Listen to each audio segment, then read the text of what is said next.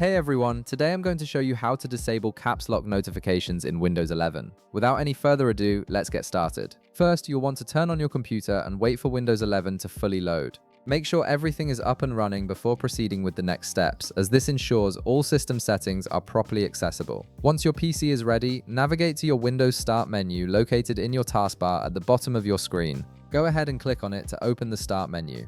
From here, you'll want to type Settings into the search bar that appears. After typing it in, press Enter on your keyboard. This will launch the Microsoft Windows Settings menu, which is where you'll be making the necessary changes to disable those caps lock notifications. Now, within the Settings window, look for the Ease of Access option and click on it. This section contains various accessibility features designed to make Windows easier to use for everyone. Once you're in the Ease of Access window, direct your attention to the left side menu. You'll need to scroll down through the options until you find the Interaction section. This section groups together settings related to how you interact with your computer. Within the Interaction section, click on the Keyboard option. This will take you to your keyboard settings page where you can customize various keyboard behaviors and notifications. Now this is the crucial part. Look for the Toggle key option on this page. The Toggle key feature is what controls those on-screen notifications that appear when you press Caps Lock, Num Lock, or Scroll Lock. To disable the Caps Lock notifications, simply toggle this option off by clicking on its toggle button.